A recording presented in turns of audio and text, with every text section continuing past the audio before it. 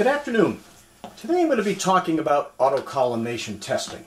This is an important test, a little bit of an advanced test, but a good test for making parabolic mirrors, particularly if you're doing it in a group setting. And I thought it would be timely for me to give a talk about this subject now. I'm going to talk about the test concept. I'm going to show you what that is, a bit of the history of this test, because it is not a new test. It is a tried and true test, and it's been around a while. Going to show the requirements for the autocollimation flat. Going to show what I think are some good ideas for a working, reliable test bench. Going to talk a little about how good the test is in a fairly simplified way. Going to show what astigmatism looks like if you're beginning to polish astigmatism into your mirror. Going to talk a little about off-axis aberrations, which are a test setup issue. Going to talk a little about sub-diameter autocollimation flats, the pros and cons. I'm then going to show how to use the autocollimation test for refractors and complete systems. So first, the test concept. All of you, I'm sure, are familiar with the test that you normally do where you have a point source of light at the center of curvature. The light goes to the mirror, then comes back to you and focus it, and you examine it by crossing the return focus beam with a knife edge or a Raunchy screen. If the mirror is spherical, this gives you a null test. If it is not, if you have spherical aberration, then you have a series of zones, all have slightly different places for the knife edge, which you measure. The autocollimation test is certainly similar to that, but it's an improvement in that it's a null test for a parabola. You have the mirror being tested, and then a flat with a hole in it that you can see right here, and the light source and knife edge go at the focus of the mirror being tested instead of the center of curvature. So the light goes through the hole in the flat and then expands to the mirror being tested, then goes out as a parallel beam, essentially the reverse procedure of how your telescope works. That parallel beam is intercepted by a flat, which redirects the light back to the mirror being tested for a second bounce off that mirror, and then refocused back where you can examine it with a knife edge and Raunchy screen. There are two advantages to this test. The first is that it is a null test for a parabola, which means you can tell at a glance whether you have a parabola or not. You will either have a smooth gray cutoff if you're using a knife edge, or straight parallel Raunchy lines if you're using a Raunchy screen. It is also a double pass test, which means that it doubles the sensitivity of any errors in your reading. If you don't have a perforated flat or don't want to perforate your flat, you can do a similar test using a 45-degree mirror to deflect the beam to where it's accessible out to the side. Of course, you put your source here and it would go out to the mirror being tested, go to the flat, come back, and then come back to where the knife edge is. You do have 5 reflections in that test, 2 of them off of this little diverting flat, so you would need that flat to be good. The better arrangement would be a perforated flat if you have one, but this is an alternate arrangement that does work. So let me give just a little bit of history about this test. And this is just a little history only to give you a feel for the fact that this test is not exactly new. It's been around for a long time, and it's a tried and true test, and professionals used it long before it came into use by the amateur community. There may be other history involved, but I just want to make a point here. The first written record I could find of a test like this was George Ritchie describing a test for paraboloid at focus using a flat in Astrophysical Journal number 14 in 1901. That's almost 100 years ago. A little later, George Ritchie discusses, also in Astrophysical Journal, methods of testing optical mirrors during construction. And in that, he again refers to this testing for paraboloids at focus. Now, the term autocollimation hadn't been used yet. The test was referred to as testing paraboloids at focus using a flat. At the time that Ritchie was doing this, he was involved in the making of some very important telescopes. The 24-inch telescope, where the Yerkes is, and the 60-inch telescope on Mount Wilson. Both of these telescopes, at the time they were being built, now we're talking turn of the century here, were really groundbreaking telescopes, and it was very important to Ritchie that the best optical test be used, because he was really after some groundbreaking optical performance on these very large aperture telescopes. If you remember, the Yerkes telescope was made only about 20 years earlier. That was a large refractor, so that was a 40-inch. That was the largest telescope in the world at the time that was being built. So the 60-inch telescope then was going to be even bigger, and he wanted it to be good. So he wrote up these tests. He's the first one I could find being credited with any discussion of them. There's also Alvin Clark, who made refractors, and he started making refractors in the mid-1800s and went to about the mid-1900s. If you look at the book published by Wilman Bell on artists and optics, there's some comment early in the book. It's not a technical book. It's mostly a story of Alvin Clark's life and the history of the telescope factory and the telescopes they've made. So it's little technical material, but there is some. And on page 24 is a couple of interesting statements in the same paragraph. One of them is the Clarks developed a test similar and prior to Foucault's knife edge test for mirrors, which I thought was interesting. The Foucault test was written up by Foucault in 1859. And later in the same paragraph said the Clarks later devised a much more sensitive test. Light from a point source was focused by the lens and then reflected by an optically plane mirror back through the lens to an eyepiece close to the light source. Since the light passed twice through the lens, the effect of any irregularities was doubled. So did Clark invent this before Ritchie wrote it up? That's hard to say, because, as I say, the Clarks made telescopes from 1840, mid-1840s to 1936 when the factory was sold. George Ritchie's write-up about this kind of a test is really about halfway in that period.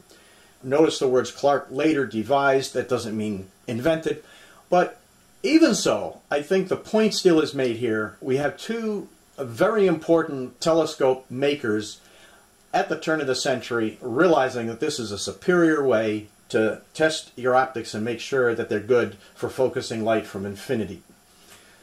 As far as amateur introduction is concerned, in 1928, Ellison wrote some articles about making refractors. Now, Ellison lived in Ireland, and he was doing a lot of star testing and finally came across a discussion of a bench test for lens based on the idea he heard from a Professor Fulham at Alabama Polytech regarding testing mirrors at focus using a flat.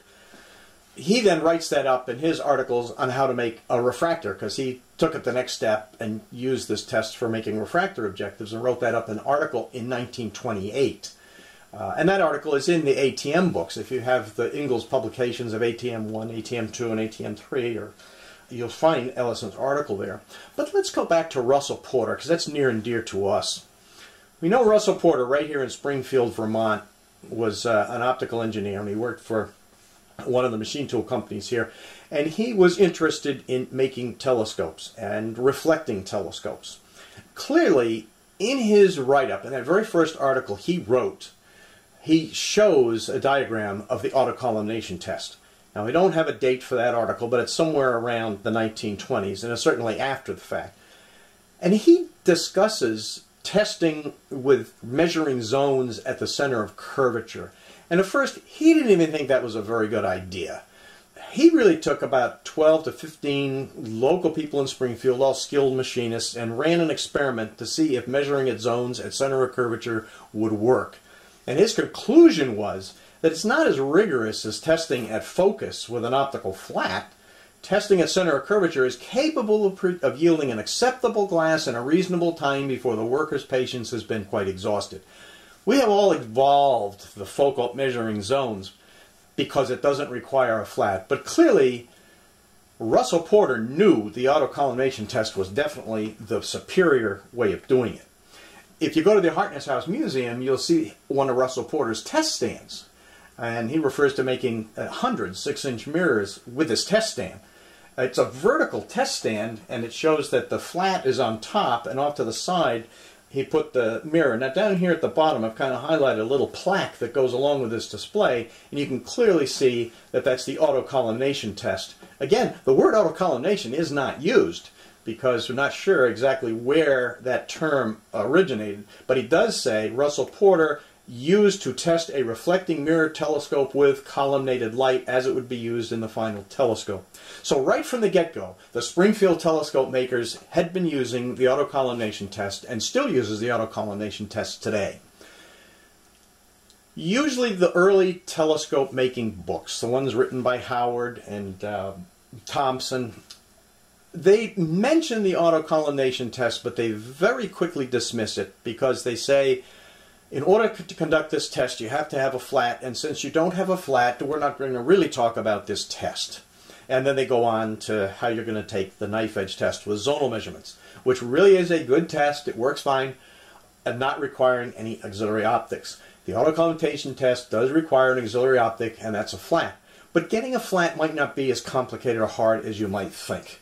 And we're just going to talk a little bit about the requirements of the flat. The flat used for autocollimation need not be precisely flat, but it does need to be smooth and free from zonal defects. The question then becomes, how unflat can it be?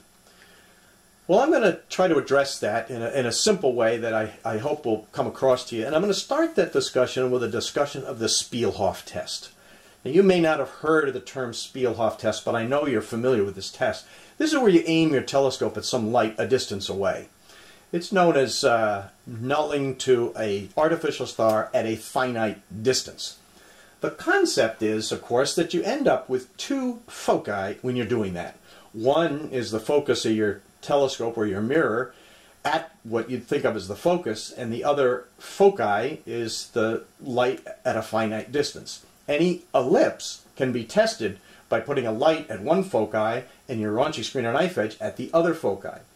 So when you're testing with that arrangement, what you're really doing is testing against an ellipse. And there are formulas in the Spielhof test, for example, where you can say if this light here, this distant light, is a certain number of feet away, your mirror will be accurate to within a quarter of a wavelength of light. If it's a little further away, then it'll be accurate to an eighth of a wavelength of light, and so on. What you're really doing is you're nulling to an ellipse. But the further away the light goes, the closer to a parabola you come, so that your ellipse is going to be within bounds of the parabola. And that standard, that bounds, generally accepted as the Rayleigh criteria. But there are other criteria. So that's why that's used. If you do the mathematics for an eighth of a wave, and you put your light, say, 300 feet away, I'm just throwing that out as an example, then your ellipse will give you a wavefront that's going to be undercorrected by an eighth of a wave to a parabola, which is going to give you an acceptable telescope. Point is, you're nulling to an ellipse, not a parabola, but it's close enough. So with that thought in mind, if you have an autocollimation flat that's just a little bit convex, and I've shown it here exaggerated, but what the test will see is that that light is not coming from infinity. It's going to be an expanding light cone reflected back to the mirror. So you're going to be nulling to an ellipse. And the question is, how convex can that mirror be and have an ellipse that's close enough to a parabola to be within limits? And that actually ends up being quite a loose tolerance. Likewise, if you have a concave flat, and of course, again, I've shown this exaggerated, what the test is going to see the mirror as the light source coming from a greater than infinite distance away, or in other words, a converging light cone. I realize greater than infinity is a physical impossibility, but it's not a virtual one. And it can be created here, and you will be nulling to a hyperbola. So with that thought in mind, if you go to Optical Shop Testing by Daniel McAlera, he refers to an article written by C.R. Birch called The Tolerances Permissible in Flats for Autocollimation Test, and he submitted that to the Royal Astronomical Society back in 1938. It's a very simple formula. It's really delta, which is the depth of the curve of your flat in fringes, is equal to 128 times the focal ratio squared times epsilon, which is the error it desired in fringes in the mirror you're testing. Let's just say I want a mirror that's accurate to a 16th of a wave. And this is going to be surface measure because we're talking fringes. So a 16th of a wave is going to be 0.0624, and you multiply that times 2 because there's 2 fringes per wave, and you get 0.125 fringes, or an eighth of a fringe. Again, using this formula, we also know, if you look in the article, it says the lower the focal ratio, the flatter the flat must be. So I'm going to model, I'm going to say, suppose I want to be able to make an f4 mirror. I'm not going to make a mirror any faster than that. I don't want that large of a central obstruction. But anyway, for an f4 mirror made to a 1/16 of a wave, which is the Frank-Cohn limit, it's 0.125 fringes.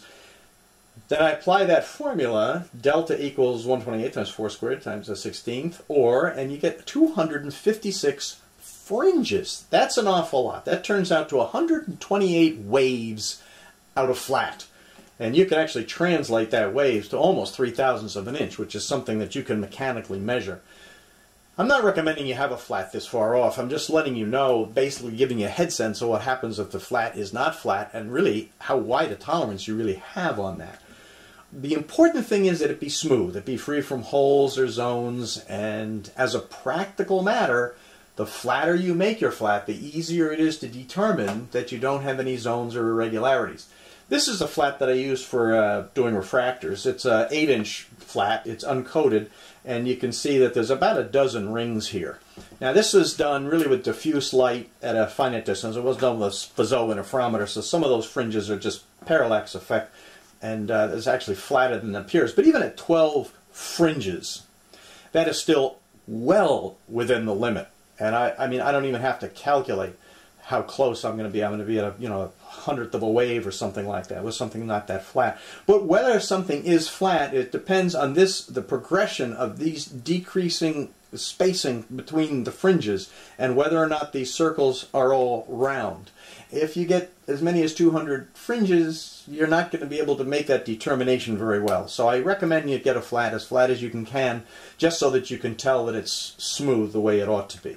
So anyway, enough about that. There's a wide tolerance for flatness, but the flat must be smooth, because any turned edge or zones or holes are going to show up in your test return, and you won't know whether it's in the flat or in the mirror you're testing. So having a flat, now I'm going to show you what I believe are handy features to have for an autocollimation test bench that will give you a nice, repeatable, reliable test, and enable you to make all the adjustments you need to make in order to conduct the test properly.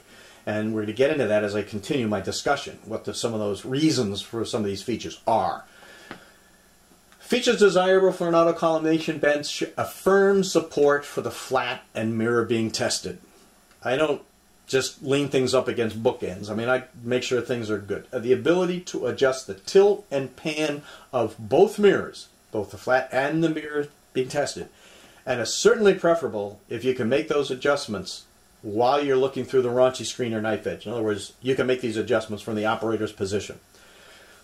You need a provision to just initially align the mirror so you can get the reflections in the first place. Some people spend hours and hours and hours and can't get a reflection and kind of give up on the test. But it can be done in seconds if you have the right provision for it. And it also helps to have a provision just to measure the distance and spacing of the mirrors and the light source and the viewing port and so on. Now I'm going to show you, this is my autocollimation bench. It's one of two. This is the one with a 12.5-inch flat. With the mirror here on the stand is a 12.5-inch f5. That's a size mirror, bigger mirror this test stand can accommodate. The support for the mirror is a board that's painted flat black, and I have some white crosshairs in it. I'll show you why those are important in a minute. But this board is mounted on these on this hinge, which is stood away from the front, so I can tilt this board. This threaded rod here goes to a nut on the back of the board, and by turning the threaded rod I can adjust the tilt of the mirror, and this axis is actually in plane with the front of the mirror, not the back of the mirror. So as I tilt the mirror, I'm tilting it right at the glass face that you're testing, and don't incur any change in distance as a result of it. The whole hinge is on a yoke, and this yoke is on a Lazy Susan bearing on the frame that's attached to the test bench, and this threaded rod over here allows me to change the pan of the mirror. In other words, tilt it left and right. So with those two controls, I have the tilt and pan of the mirror being tested. Now just swinging and looking at the autocollimation flat end of the test bench, my flat happens to be in a box which I then slip into this cradle, and this cradle has bearings here, one on this side and one on that side, and this is a threaded rod that goes back. By turning it, I can adjust the tilt of the mirror, and then this whole cradle is again set in a yoke, which is on a Lazy Susan bearing, and this threaded rod goes through so I can adjust the pan of this mirror. So now turning around from the back, this would be the operator's position. The light source and so on is not there at the moment, but these are the two knobs that control the tilt and pan of the flat. I can reach around the flat and control the tilt and pan of the other mirror being tested, and that's just a little more of a close-up view showing that I can do both mirrors from the test bench. So now I've put the light source in position. My light source is on a dowel, and the Ronchi screen's right above it. This is a battery pack that controls the light. And now that we're there, I'm going to talk a little about the light source for autocollimation. One thing you have to consider is this is 2 bounces off the mirror you're testing, and at this point the mirror is not coated.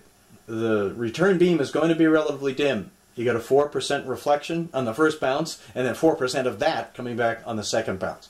So to make things easy, it really helps if you have an awfully bright light. And these lights are available, no mystery to getting them, and they're cheap. The light should also be fairly well concentrated. That's typical with any test. It's very handy also if you can have a light source that you can dim. Because with the 2 bounces, you're looking to get a light that you can see, but if you put a coated mirror up that somebody wants you to test, with a light that it'll just be so bright, it'll just overwhelm you, and you won't be able to read the test. So it helps to be able to dim the light almost down to nothing, quite frankly. A monochromatic light is not needed. Remember, these are reflective tests. The flat is reflective, the mirror being tested is reflective. You do not need to struggle to get a blue light or a red light or a green light or any other color light, because it's not going to change the outcome of the test. It's not going to change the shadows or the shape of the Ronchi bands. If you have refractive elements involved, that's a different story. But as long as reflective elements only are involved, you do not have to struggle getting a monochromatic light. And the other thing is that people often overlook is that the light and the return should be very close together. This is for 2 reasons. One, of course, you're going through a hole in a flat. They are not very close together. You're just going to need a bigger hole in the flat, or a bigger diagonal if you're going to separate the two. The other is that when the light source and the return beam are separated, there is some astigmatism introduced into the test. And you want to minimize that as much as possible. That's true whether you're doing an autocollimation test or whether you're doing a center of curvature test, but it's even more important for the autocollimation test. What I use for a light is a bulb from one of these AA Binkman flashlights. The bulb itself is 1/8 of an inch in diameter, and there's a little bit of a lens cast into the glass up at front that directs the light forward. I just drill a hole in a dowel and then push it into the dowel and have a slot that I can put a Ronchi screen into. And then when the returning beam comes back, I view it right over the bulb. Now that's a diameter of the bulb away. That's 1/8 of an inch. The centers are 1/8 of an inch apart. That's as close as you can get the returning beam to the light source without having a beam splitter. And a beam splitter is not actually necessary. Now I'm going back and showing you the autocollimation test setup with the light source in place. And the next thing I want to show you is, okay, now how do you set it up and get the reflections? I'm going to look through the Ronchi screen, through a hole at the mirror being tested. That's what you're going to see in the next view. And here it is.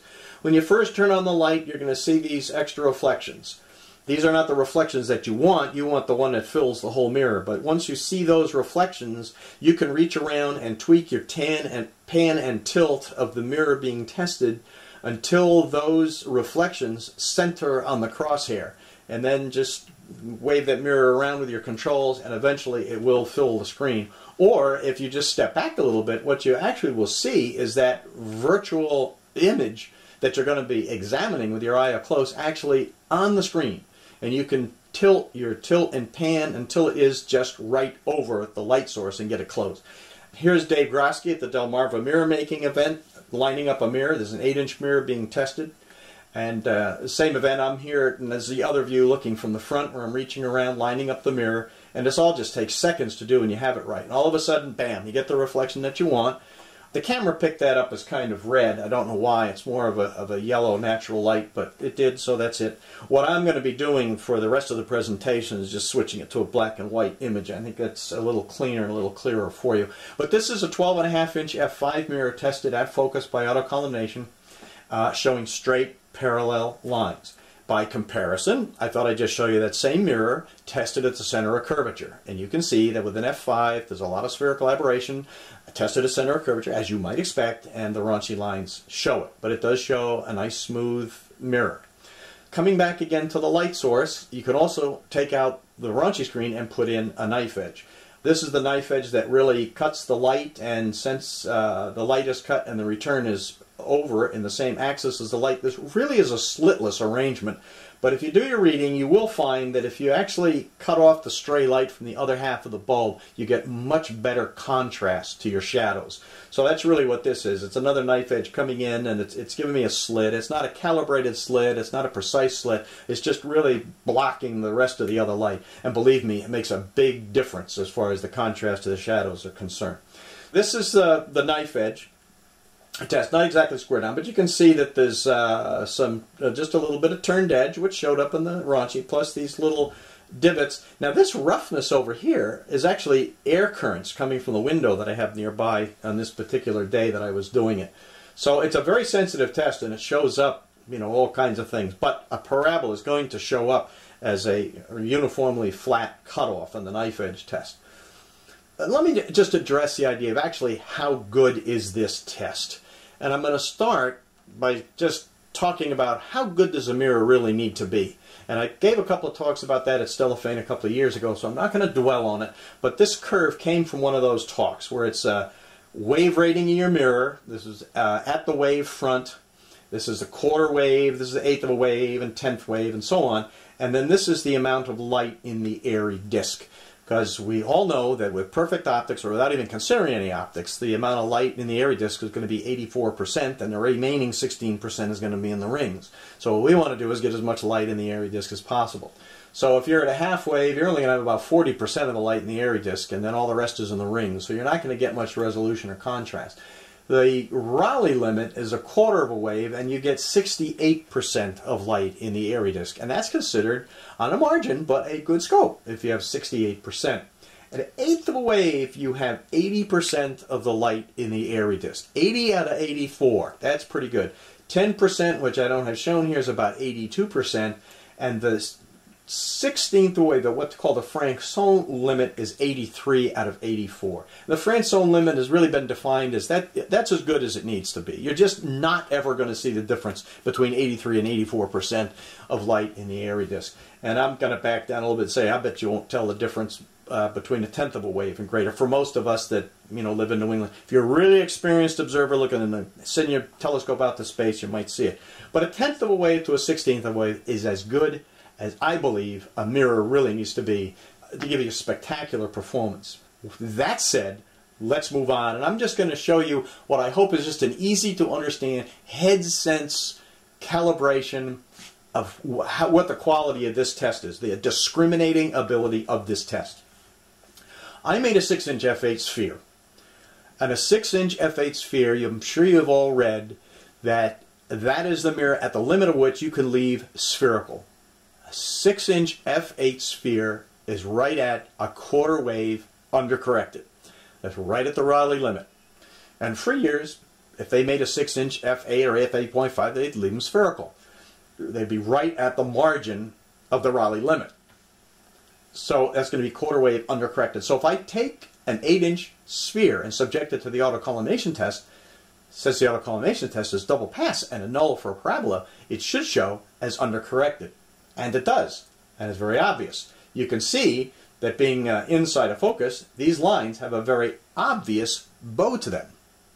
So this autocollimation test is capable at a glance of discriminating a quarter of a wave spherical aberration error. There's no guesswork. It's there. It's obvious. You can see it. The corollary to that is, if when you're figuring your mirror, you can figure your lines straighter than that, you're better than a quarter of a wave.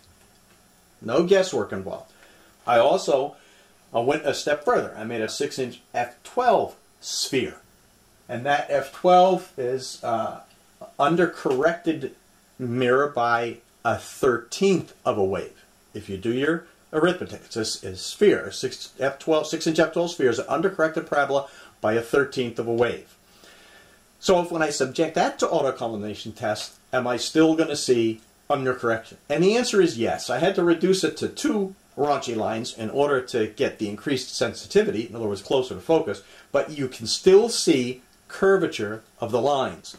This means the autocollimation test itself, without any interpretation, is capable of discriminating a 13th of a wave undercorrection or overcorrection error. If you could figure your mirror so the lines are straighter than that and smooth and parallel, you have a mirror that's better than a 1/13 of a wave. And that's as good as a mirror needs to be. It does not need to, in my opinion, does not need to be any better than that. So this test is capable of doing what we need to do easily. Further, I did a little quantification.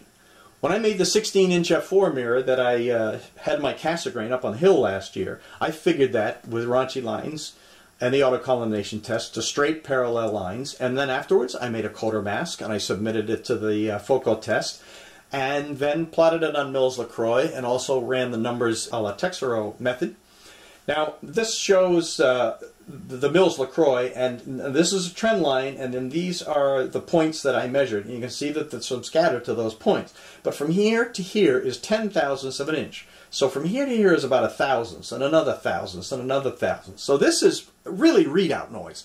The scatter is really the inherent inability to really tell exactly where the shadows are. There's a lot written up about this. There's a limit to which you can precisely define where those shadows are. So anyway, that's readout noise. And if you filter out the readout noise and look at the trend, and then plot versus Texero's method, what you show is that you have an undercorrected situation here of about a 1/16 of a wave, peak to valley at the wavefront. That's the Franson limit as far as I'm concerned. I'm happy with that mirror, and I just did it with the autocollimation test, not measuring any zones, and I got a real nice mirror. When I then subjected it to figure XP, just for the fun of it, they translate that into surface error, which is really a division by 2, and came out with a peak to valley of a 26th surface, or an RMS over 1/91. That just again shows you that this autocollimation test is going to give you a really good mirror. Your job is to figure it so you can get straight parallel lines. You don't have to worry about the test. The test is plenty good enough. So the poor man's test shows the autocollimation can clearly discriminate better than the 1/13 of a wave at the wavefront, and a mirror figured to the straightest detectable lines and subject to knife edge and edge zone quantification and plotted gives you about a 1/16 of a wave, which is the Franson limit. Okay, now having established that, let's talk about a couple of other things. One error which is easily shown in the autocollimation test, is not unique to the autocollimation test, but it does show up, is astigmatism. This is astigmatism in your mirror being tested. This is astigmatism where one axis is longer than the axis 90 degrees to it.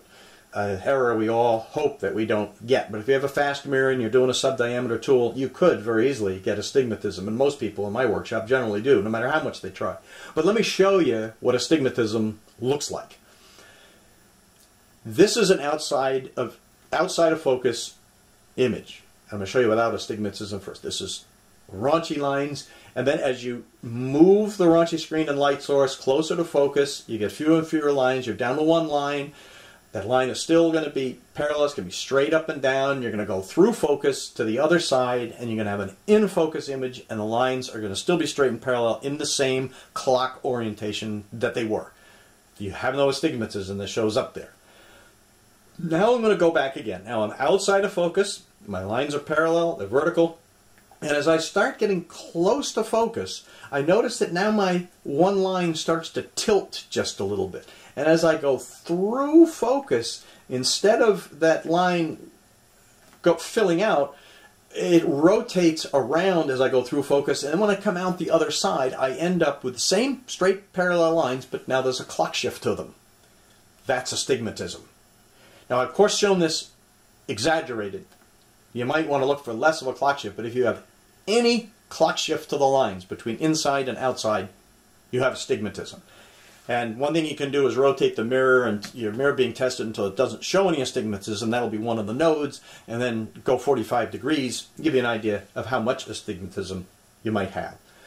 And I'm not making this up, by the way. If you look in your ATM books, there's a whole article there on astigmatism, and he's showing the two axes, one longer than the other, and in this case he's really showing how the knife edge rolls over as you pass through. Now again, he's showing the exaggerated condition, but that's what happens when you have one axis longer than the other and you have that kind of astigmatism.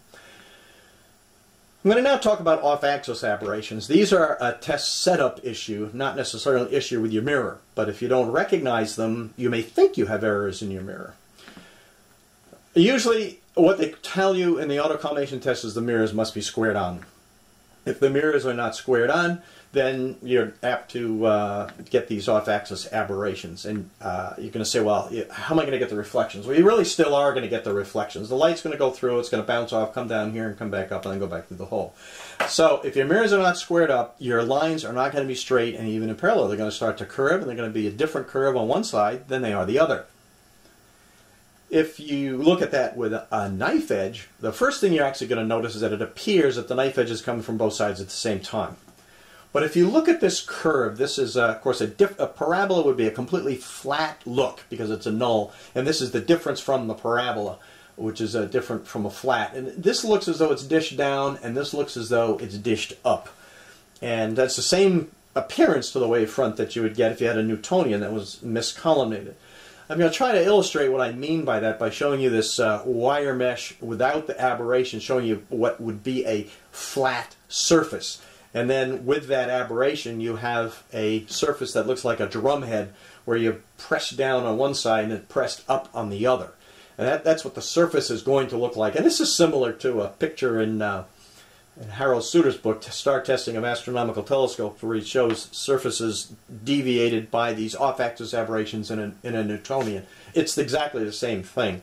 So now going back to this, hopefully you can see how it would look as the perimeter is all held at the same level, but this seems to dish down and then this seems to dish up. So that's what this off-axis aberration is going to look like in the autocollimation test. Mirrors can be tilted the other way too. They can be top to bottom tilted, and if you look at that with a raunchy screen, what you're going to see is keystone error, where the lines will be wider at the top than they are at the bottom. If you look at that with a knife edge, you get the same shape, but now the axis to that shape is at a 45 degrees.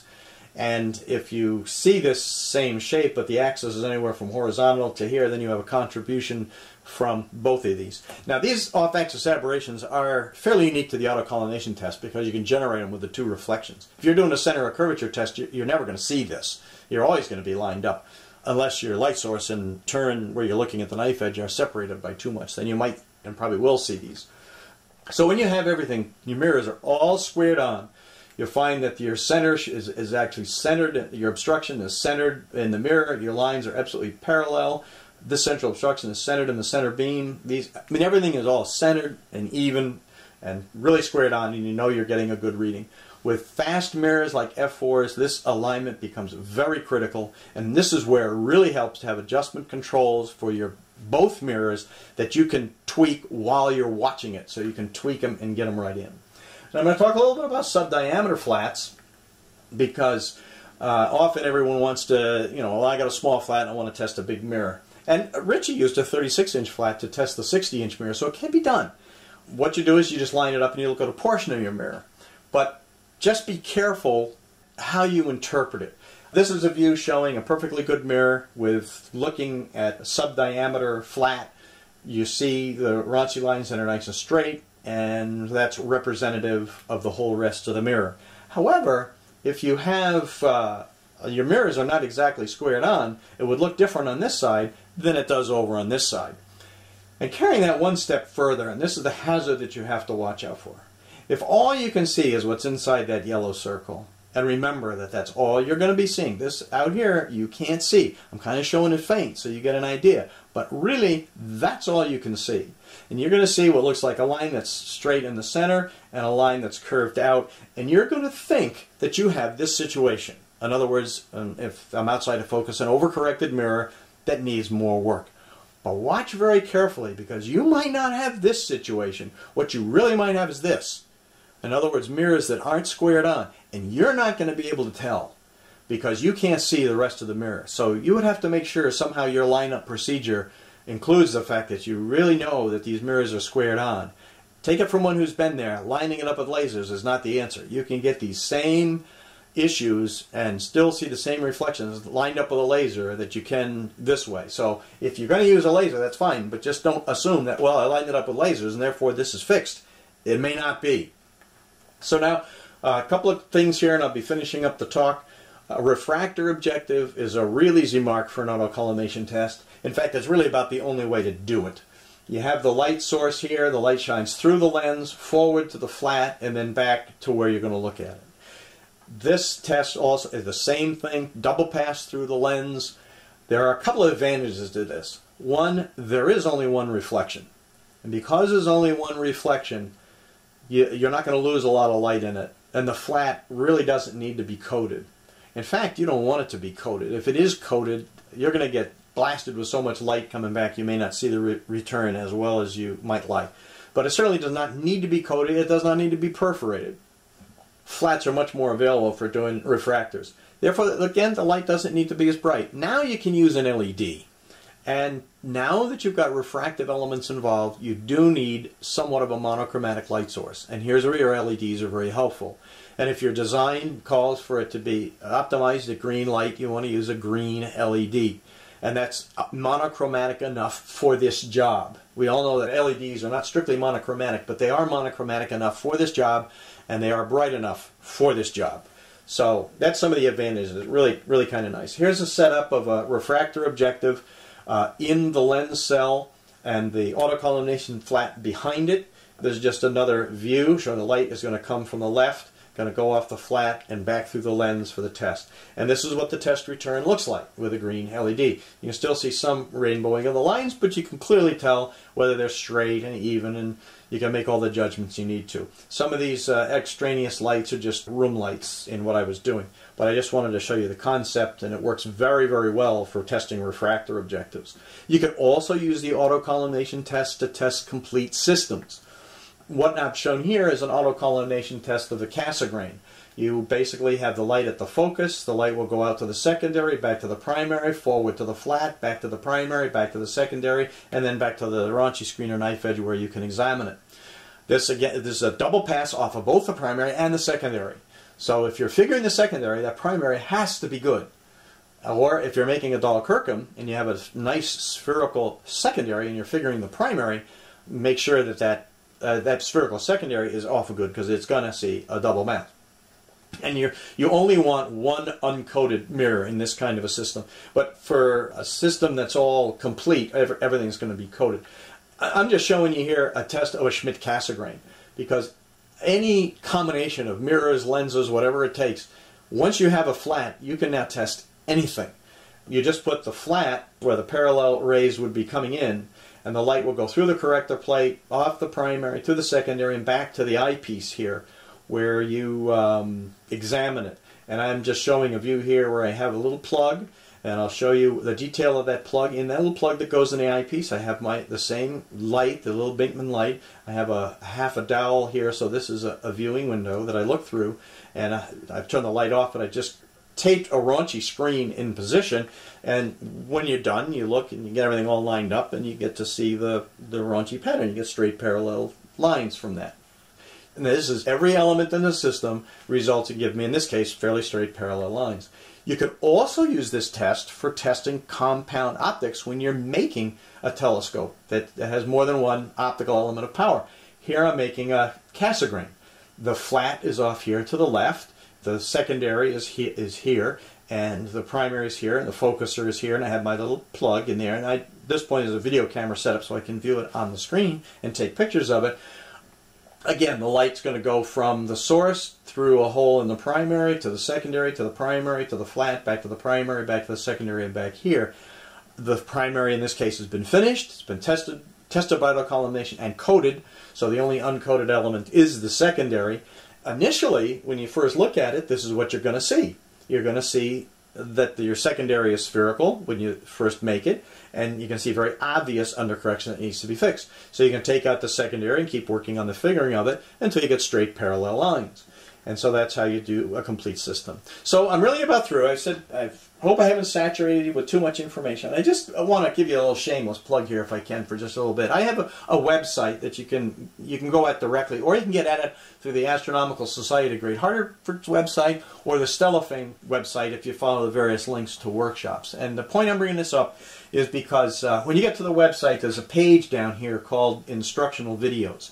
And I've given 3 talks at Stellafane over the past few years on testing in general, mirror quality 1, mirror quality 2. You can go to the download page. You can download those instructional videos. I invite you to do that. This particular talk is going to be made into a video. Give me a couple of months to do it because my son helps me make these up, and it will be available also. If you thought this was informative to you and you want to hear it again, that's how you can have access to it. So with that, that's the end of the presentation. I thank you very much. Do you have any questions?